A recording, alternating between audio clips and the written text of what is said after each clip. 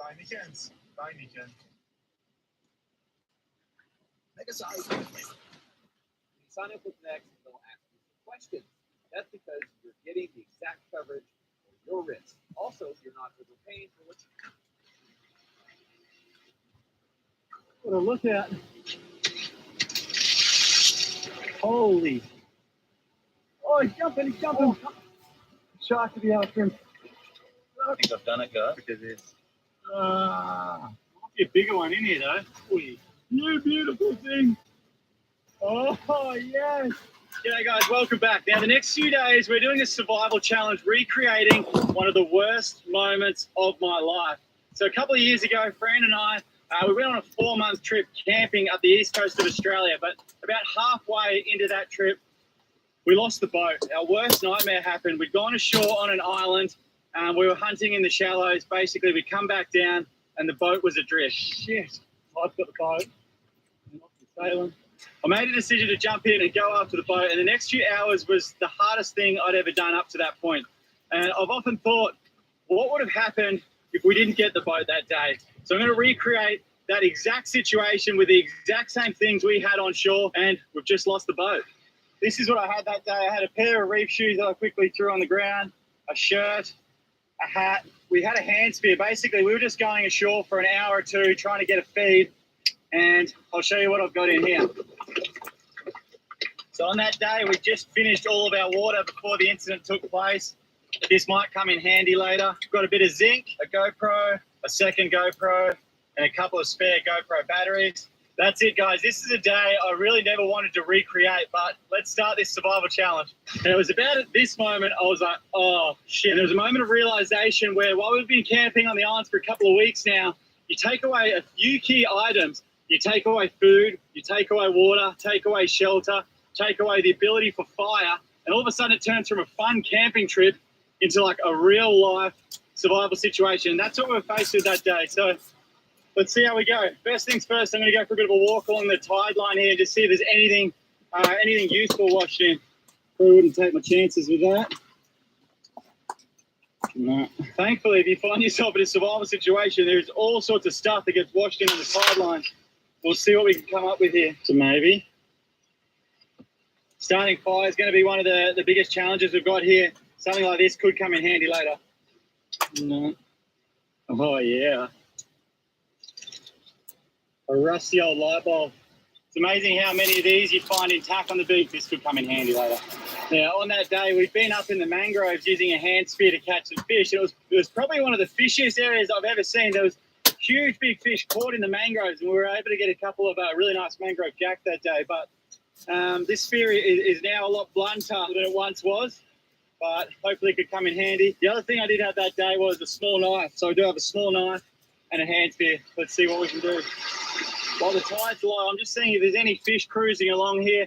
I'm also looking for pippies. So once that wave comes in, just going like that, and if there is any pippies here, they should reveal themselves when you dig them up like that. But this all looks a bit too rocky. There's too much coral in here, I think. We'll keep pressing on. No doubt the most important thing we get our hands on is some water. So in conditions like this, you'll be able to survive for 2 weeks without food. It wouldn't be pleasant, but you can do it, whereas you can only last 2 days without water. So we're going to be keeping our eyes out for hydration, definitely. There's a heap of coconut trees here, but none of these ones have nuts on them.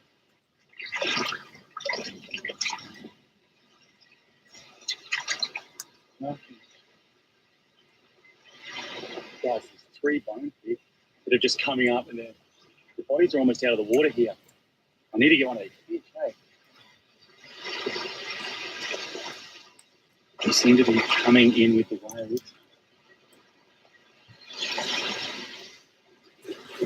They've gone. That might have been my chance. I need to put a head mount on so I can just bloody go for them next time.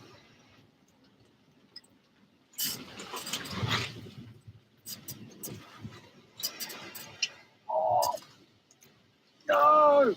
No, that was my chance. I don't think I'll get a better chance than that. Definitely spooked that fish, but we'll give it a couple more minutes, see if there's any more. I don't want to spend too long out in the middle of the sun, like using all this energy now. But if we can opportunistically get a feed, then we can go concentrate on something else, like building a shelter. Oh, there's another one up here, actually. There's another one coming this way.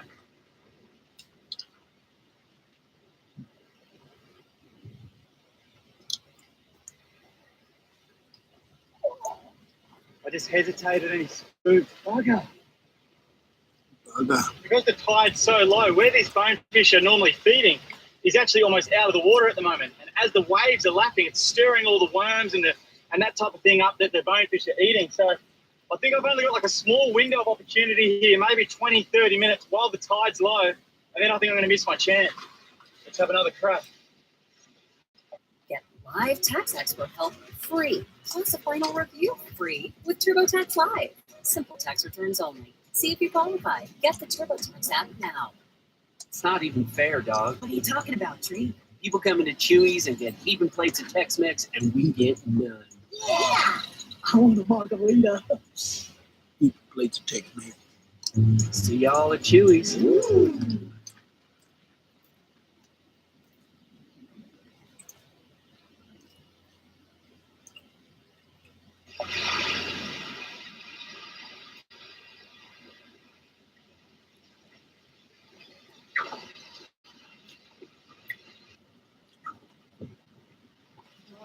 Can't believe that. That was a big one. That was a really nice eating size one. I'm feeling the pressure a little bit because I know I've only got such a small window here until these bonefish bugger off, and they seem to be getting a little bit more spooked, so I need one more shot.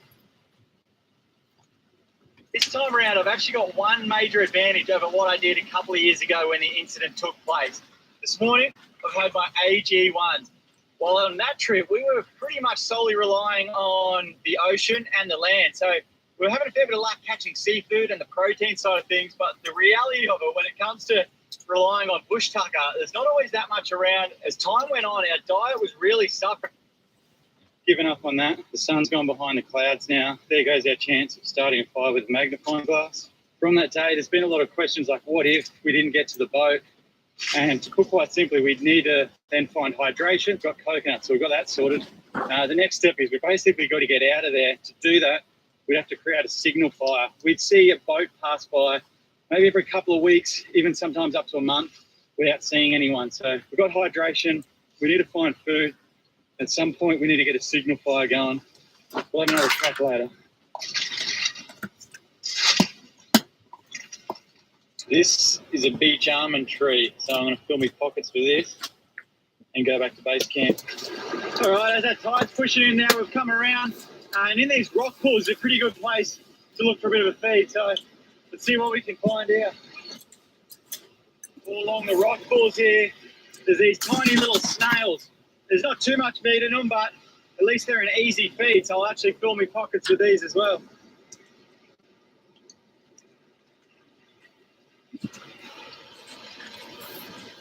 Oh, no way. There's a mullet here that's live that's just beached itself. Oh, yeah. Yes. That's so lucky. Oh, the wave's going to get him. No, mine. Just give him a bit of a tap here. Put him out of his misery. All right. I cannot believe that. We've just got so lucky there.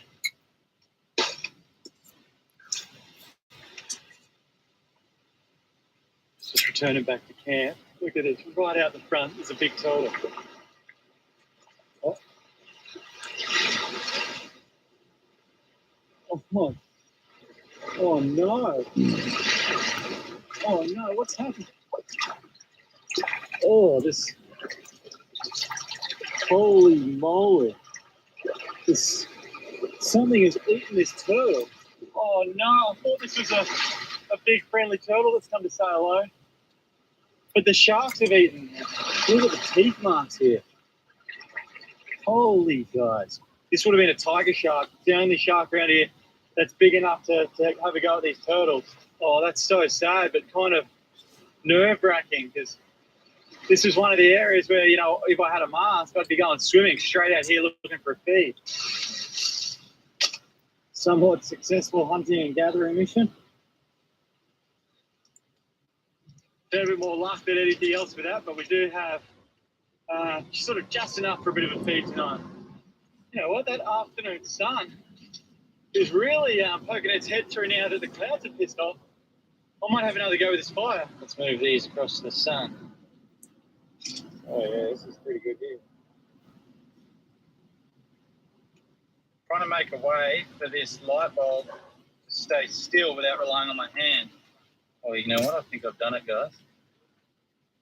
I'm going to call this one the anglerfish if it works. Probably been about 10 minutes. A little bit of coconut husk there is turning black, so it's getting a fair bit of heat there. So am I, to be honest. Coconut to drink. It'll be a beautiful little afternoon here. We've got a fair bit of shade on the front beach, which is beautiful. That tide's coming in, which is nice as well. Just need to get a bloody fire started. Ronnie stays giant with 100 more sheepfin bounty. A little clamshell like this to boil those snails in. Ideally a bit bigger, but this could work. Holy shit! We're on. The anglerfish. The mighty anglerfish. Get in there, mate. The mighty angler.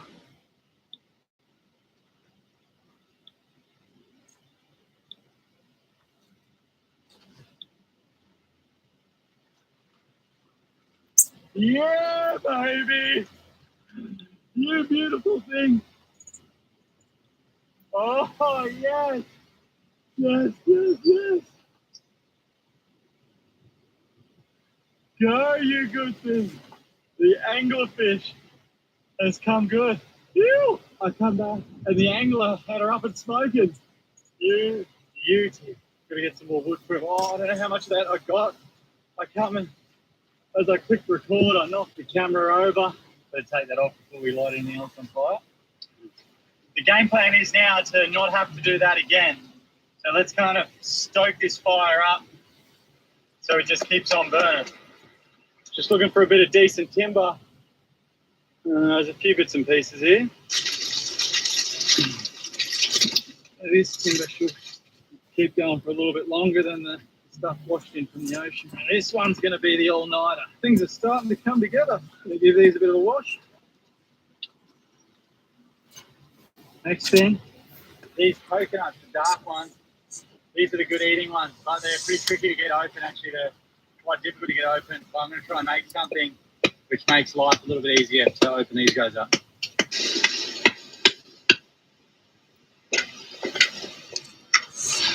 That's probably sharp enough.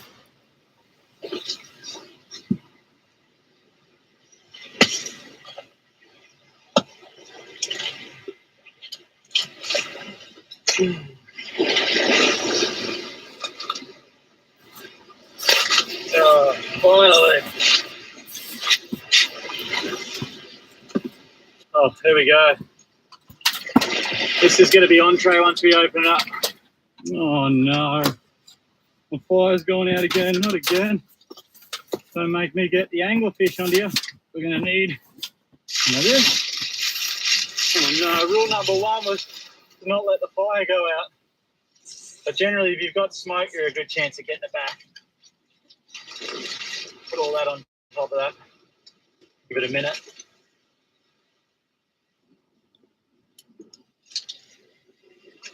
We're back.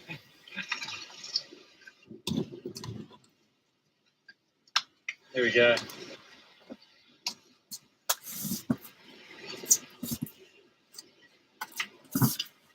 We're going to need one very select leaf. That's going to be our, I guess our blanket, you could call it. This one looks prime, actually.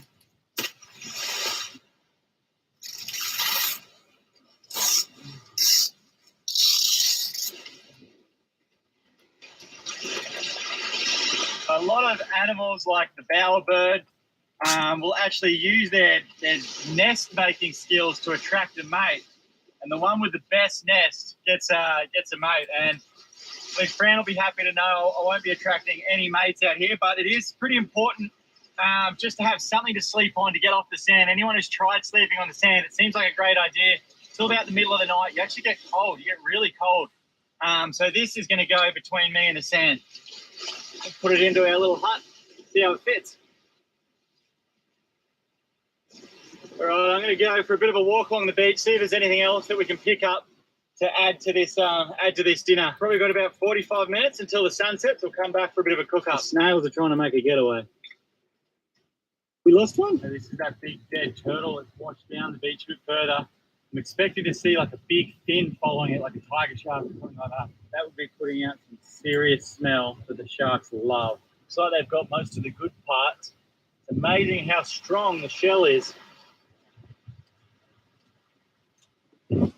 At Lockheed Martin, we know today's battlefront is behind, above, and below. So no matter where the threat comes from, we make sure those who serve stay ahead of it by connecting the software to the hardware to everywhere.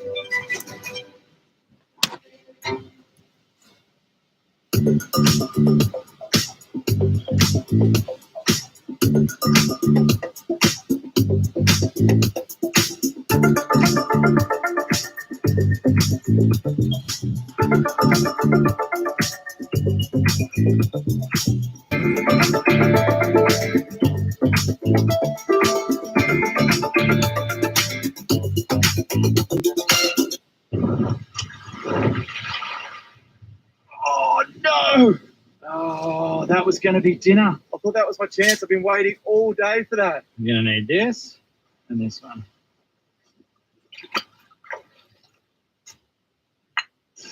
All right, I'm going to start going with dinner now. Entree. We're going to have coconut to eat. Beautiful eating coconut. That's going to be one part of the entree. The other part is these beach almonds. We'll crack these open. These were an absolute favourite growing up in Papua New Guinea. Tallis. Yeah, we used to get into these every morning tea and lunch at school. They're great. You want to tack them with a rock and just crack them like that. And that's the almond. Tasty little bugger. And the game plan would be just to wait until a boat went past. We'd then get these green palms straight on top of this fire, and that would just send out an almighty smoke signal. Cross our fingers that they saw it and came in. And that's really all we can do. So on tray, we've got a couple of almonds I've been stacking on the go there. Coconut. We've got the fish. We've got the snails. I'm going to have a little bit of a snack, and then I'll get this mullet on. I want to cook while it's still light. These mullet have a fair bit of stuff in their gut, so take it out. This one is a diamond scale mullet. Tell by the yellow tail, they're the best eating of the mullets, and they do actually get the biggest. There's one problem with our little clamshell is that it doesn't hold water. It all leaks out the bottom. So there's an old Coca-Cola can here on the beach that I'm gonna use to boil them up in. That should do. All right, I want to keep a bit of a fire going at the back here and then drag some coals forward so we can cook up the front.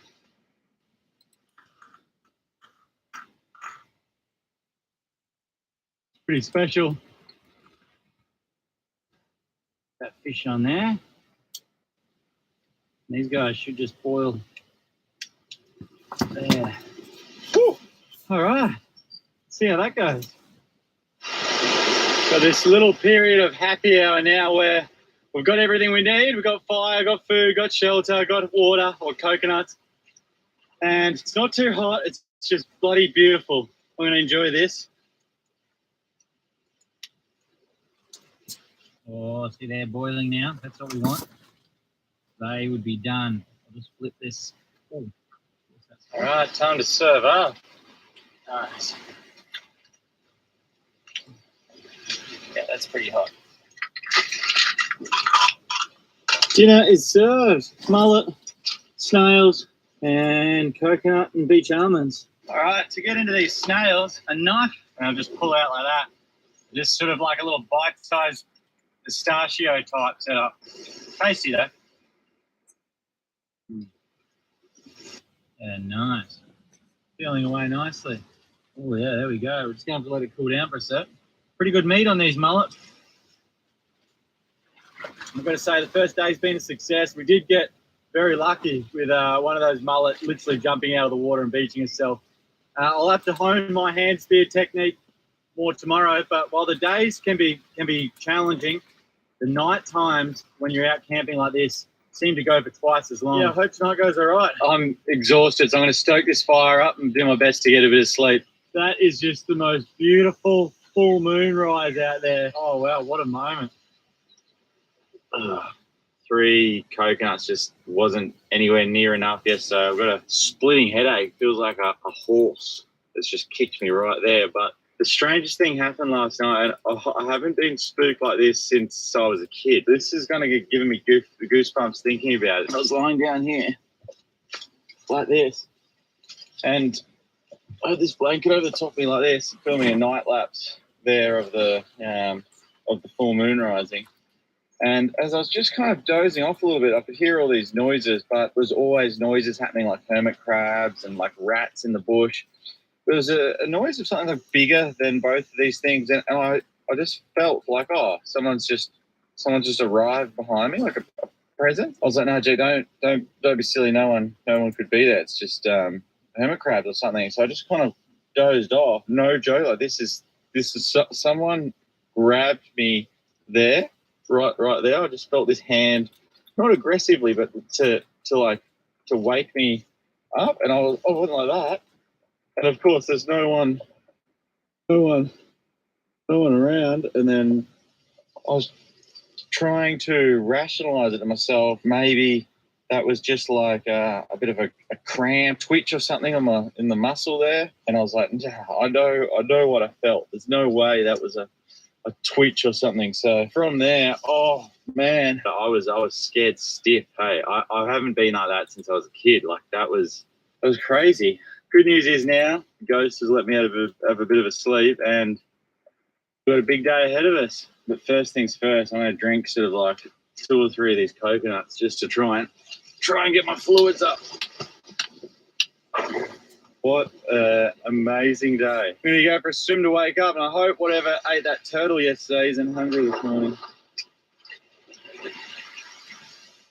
All the bonefish out the front seem to be a bit spooked this morning. Unless if one literally jumps up on the beach and beaches itself, I think they're probably safe. So we're going to actually go exploring further afield today. The school is something smaller coming here.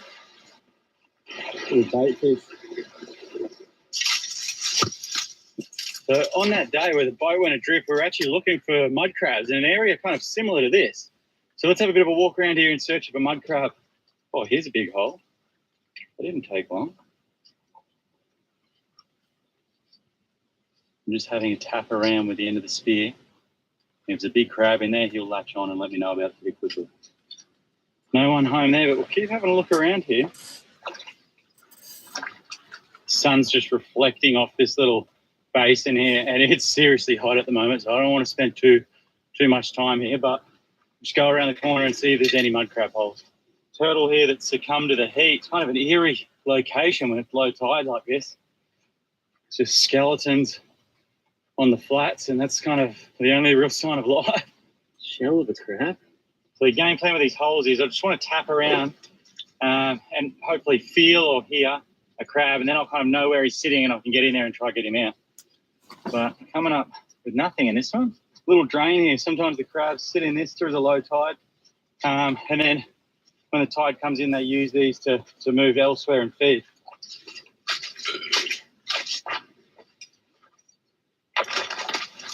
It's hard to know when to go back, like when you're using more energy than what is actually productive, when you're becoming more dehydrated than what you should be, but this bay here looks likely. Water's like boiling here with really little fish. Maybe that's a good sign. There's a bit of good timber around here, which are a likely spot for mud crab. There's signs of fish here. Used to be a far more substantial meal than what I had last night. Oh man, it's hot. Beautiful, but hot. Very hot. Well, it's probably a first sign of a living crab. Hello, mate. Well, I'm not going to eat you, mate. I'm a little ghost crab. They're not really worth the effort, those ones. There's nothing really on them. There's potentially a hole out there in the middle of the muddy bay. Let's go have a look. There was the faintest little noise that it almost sounded like a bit of a crab.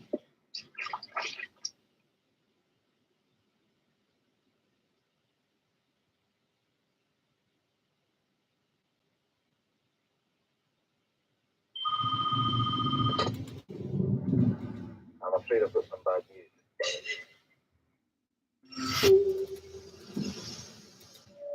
I'm here from the Vatican. Something about this guy. I've come to bring transparency to this session. Before he fell into darkness, he was much loved by everyone. Fell into darkness. You saw my brother kill himself. The eyes of God are on us all. This is the ultimate confession. The nuts, they stand here and for every sin committed. They take a step back. The more steps they took, They fell to their death. God got them. We live a disciplined life here. Contained, cleansed, purified. Where are my clothes? Mother says we must first remove the filth from them. No, woman, science. What is it you seek? My brother was badly hurt before he fell. I think he discovered something that he was afraid of.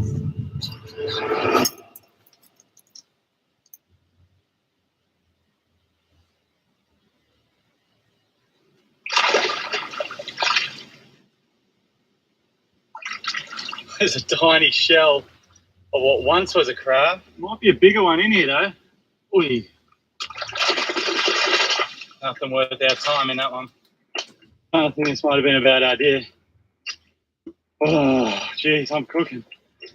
These holes here, like the divots, they could be left by, we're hoping, mud crabs, but a range of other things, like even a turtle lying here, or stingrays digging around. So, yeah, we'll try our luck. This looks like our best chance yet, and probably our last chance. Is that a crab now, do you reckon? No, the hole's too small. I give up. I'm gonna go find some cleaner water. This is no good here. Oh, it's nice to be in some shade. Oh, let's cut through here and go for a swim. I am starting to run out of ideas of what we're going to do for a feed. Oh. All right, we're going for a bit of a walk. We're venturing further afield to see if we can catch something a little bit more substantial with a hand spear or seeing what we can find. It's now low tide again, which is probably the best time to go hunting from the shore, especially with a hand spear. You can actually see everything a lot clearer. And up here, it gives me a good vantage point. If there were any fish below, I'd be able to get a shot at them. And I've just found a sea urchin here. I could eat that sea urchin, but I'm going to try and get an upgrade. I'm going to use that as a bit of chum in the shallows here and see if we can bring in any bigger fish to then and get a shot at from up here. Let's see how we go. All right, I'm going to leave that urchin for 5 minutes and keep walking down the beach and see if there's anything else we can find, and then I'll come back. There are a couple of fish that are kind of holding up in these little sand patches at low tide. It's the only kind of deeper sections for them, so I'll walk through here and see if I can spear one.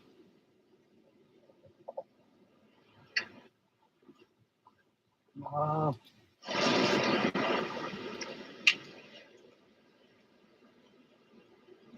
A couple of little fish came in on the urchin, but nothing we want. I think it is just too shallow here for any of the big ones to come through. So like every time I feel like I've got a bit of a plan to catch something, it just hasn't worked out, but we just got to keep going. I got to keep going.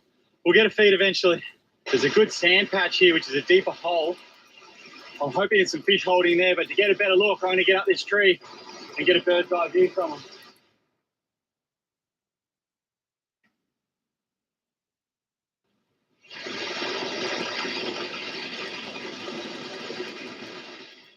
Proving to be a lot more difficult than I thought to get a feed. Like, just everything I think is going to provide a feed just keeps striking out.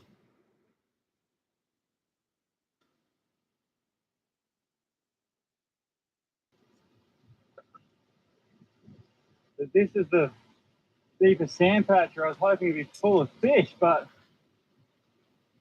unfortunately it's not. Oh, actually, after a couple of minutes, I have spotted a couple of fish up here now, down in that sand patch. I'm going to go down and give it a crack. There's a couple of fish. I'm going to stalk out in the shadow of this tree, throw a little bit of bait, see if we can attract something in. I want to let him get closer. He's come in on the bait, but I just want to let him get really close.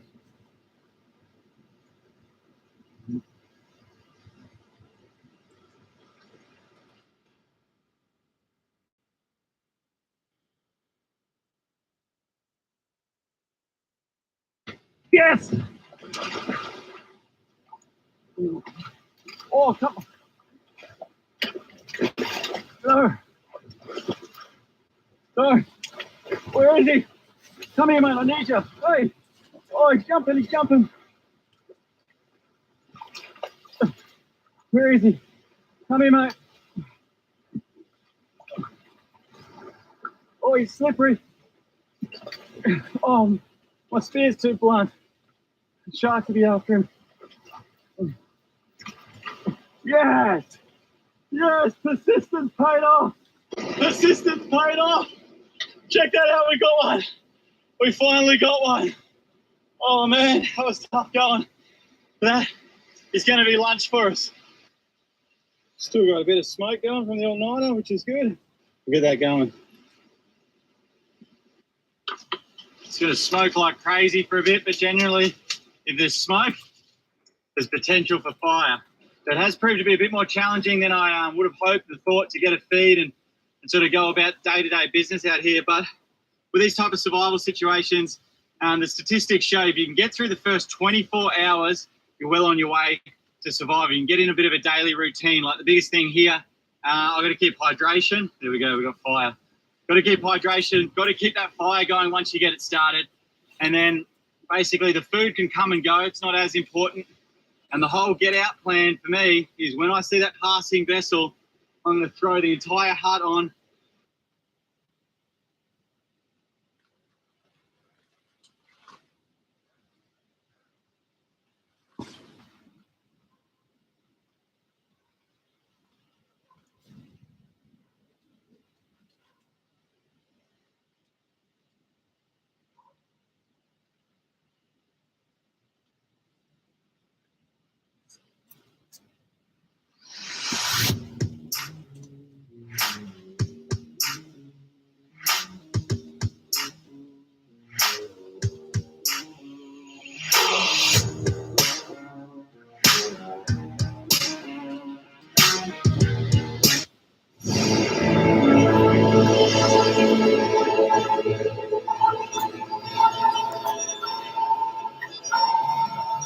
Alright, so Everything Everywhere All at Once is my favourite film of 2022, and I thought what better way to close out the year than with a big breakdown of the movie.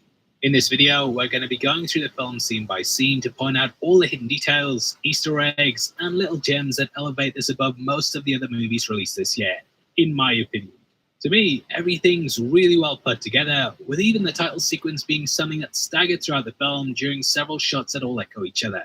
Now, throughout the film, we follow a laundromat owner called Evelyn who's down on her luck. After being called into the IRS, her husband's body's possessed by a man claiming to be him from the Alpha universe. He drafts her into a multiversal war against a force known as the Jobu Tupaki, who has the potential to destroy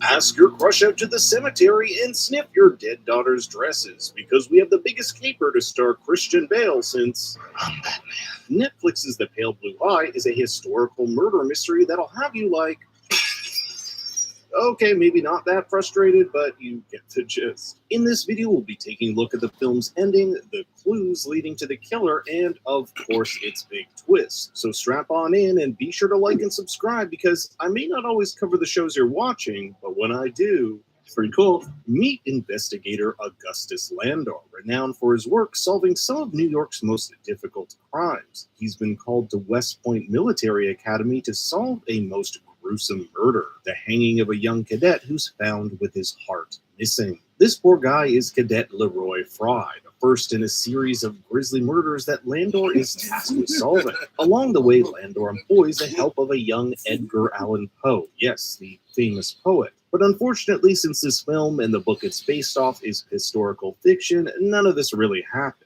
There is some measure of historical accuracy, as Poe did attend West Point for a brief period. But fortunately for him, he was never nearly sacrificed in a satanic ritual. Early on, we get our first suspect, Dr. Marquis, the man in charge of performing the autopsy on Mr. Fry. It's deduced that the heart was taken out by someone who was good with a knife and had a basic understanding of human anatomy. But what's more concerning were all the details the doctor missed. For example, the contusion found on the back of Mr. Fry's head, or torn note clutched between his fingers. Both of these pointing to the theory that Mr. Fry did not hang himself, rather was killed. Was the doctor merely incompetent in his analysis of Mr. Fry, or is something more nefarious at play? When Landor discovers that the murder may have been the result of a satanic ritual, he visits friend and expert of the occult Jean Pepé. There he learns of a witch hunter by the name of Henri Leclerc, who left behind instructions on achieving immortality. He would have known that at a witch's feast, they dined on unclean animals, hearts of unbaptized children, and the hearts of hanged men.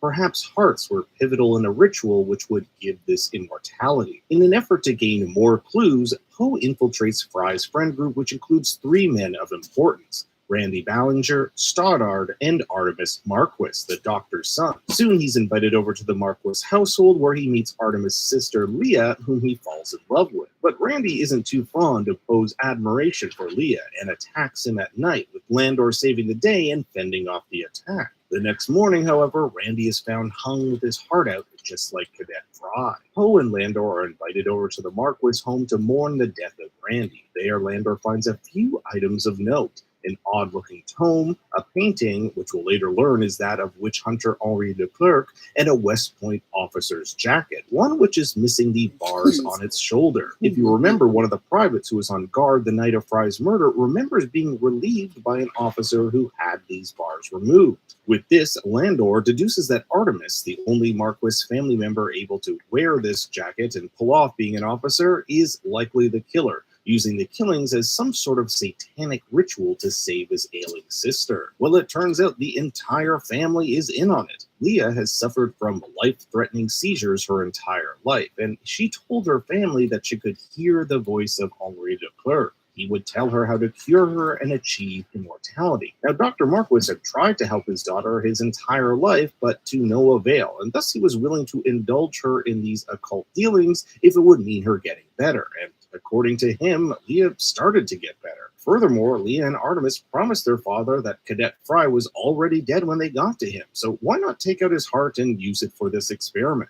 This is why the doctor did such sloppy work on the autopsy. He was merely trying to cover up for his children. Even Mrs. Fry, played by Gillian Anderson, is in on the whole ritual too. The doctor says this experiment worked for a time, but his daughter's illness came back, hence why they needed more hearts. Unfortunately, Poe is taken as their next victim, and it's up to Landor to save the day. But the ritual goes horribly awry when the building catches on fire and Leah and Artemis are killed by a falling being. Now, you think this would be the end of the story. The murderers are killed, Dr. Marquis loses his job, and Mrs. Marquis her 2 children. Once again, the incomparable Augustus Landor has solved the case. That is, if it weren't for the clever ingenuity of Edgar Allan Poe. Earlier in the film, Poe received a letter from Landor and he noticed something peculiar. The handwriting on it matched that of the note clutched in the hand of Cadet Fry. Surely Landor didn't have anything to do with the murders. That is until Poe puts the pieces of the puzzle together. First, he found out about the death of Landor's daughter from Patsy, a prostitute Landor slept with and confided in. Turns out Landor's daughter, Matilda, committed suicide after she was brutally raped by 3 West Point cadets. Additionally, Poe found Fry's necklace, it may also be a dog tag, in one of Matilda's poetry books in Landor's cabin,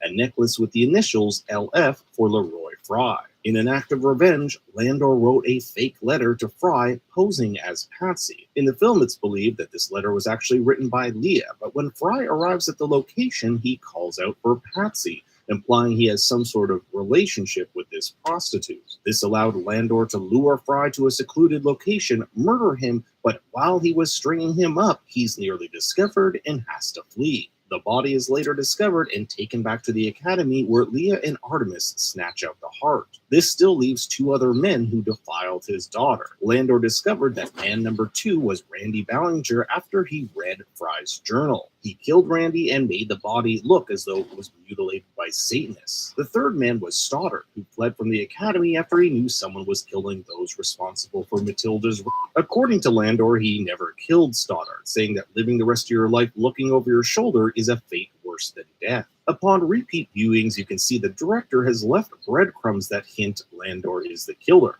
For example, the first shot of him is washing the blood off of his truncheon, Leroy Fry's blood. When he's asked to come to West Point to see the superintendent, he asks, "And if I should decide not to come?" He thinks he could be found out. The title of the movie is The Pale Blue Eye, which is a line from Poe's The Telltale Heart. In fact, Poe recites a line from it in the movie. In the story, the narrator describes an old man with a pale blue eye that makes the narrator go mad, resulting in him killing the old man and taking out his heart. Landor is similar to this narrator in that he too is driven by an urge to kill. This urge is driven by revenge, and just like in the story, once the deed is done, it will not relieve him of his pain. No matter what Landor does, it will not bring his daughter back. In Poe's first meeting with Landor, Poe informs him the killer must be a poet. Not an actual poet, but metaphorically someone who works with symbols. And what stronger symbol is there than the heart? The men who killed his daughter took away his heart, so to speak, his love and joy. Now, Poe has evidence that could put Landor away for good, but instead of turning him in, he burns him. Perhaps he knows that Landor won't kill again, that the suffering he's faced so far is prison enough as is. The last shot is of Landor on the same cliff his daughter committed suicide. He lets go of his daughter's cloth, a metaphor for letting go and coming to terms with her loss. It's left ambiguous whether or not he jumps off to join her, but I tend to believe he didn't. As director Scott Cooper tells Netflix, I think Landor has finally come to terms with the loss of his daughter. And I think he's mimicking in her footsteps, but I think he ultimately realizes there's more to life. But what did you think? Did Landor plummet to his death to join his daughter, or did he finally let go? I want to hear your thoughts and theories in the comments below. Thanks for watching, everyone. Be sure to like and subscribe. And for more bad takes, you can follow me on Twitter and Instagram at ThinkStoryYT. Until next time, remember, I'm Batman.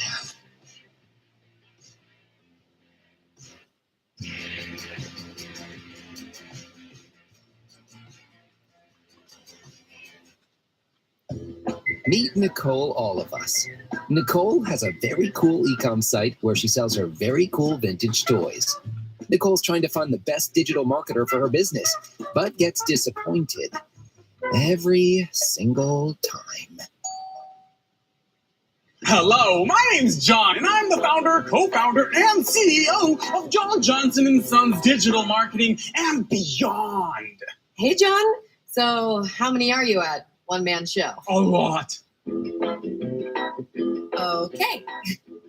Do you have anybody that specializes in digital campaigns for vintage toys? Do I? Want a meeting? Yeah, sure. Hey, I'm Jimmy. I'm a digital marketer who specializes in vintage toys. Nicole has a medium-sized business. She doesn't need a big agency where she'll get lost and won't receive the personal one-on-one attention she deserves. My motto is personal makes perfect, and we treat each client as a special, independent, and unique diamond. Do you like diamonds? Oh, well, I never. Honey, I wasn't taking it. Pitch after pitch, interview after interview, Nicole just keeps trying, only to be let down time after time. Before we talk about the payment, can we talk about strategy? Money wiring strategy, yeah. Digital marketing strategy. Oh, for sure. So when the money hits the bank, as in when your money hits my bank, and I'll take care of everything, you go and have your fun. Want to meet our Google specialist? Feeling tired of endless sales pitches made by random digital marketers that you really can't trust with your marketing budget? Meet Maple, a deep job platform with everything you need to expand your brand. Top vetted marketers, perfect matching algorithm, AI-powered monitoring of your campaigns. Just fill in your marketing brief and tell us when you want to start. Congratulations, it's a match. Our AI-powered algorithm found the perfect marketing expert to grow your brand. Together, we will monitor your campaign, suggest new and exciting growth opportunities for your business, and put all the important information right at your fingertips. At Maple, we make it easy to hire and work with the industry top vetted marketer that fits your niche, budget, and management style, so you can grow your business. Join Maple, your digital marketing home.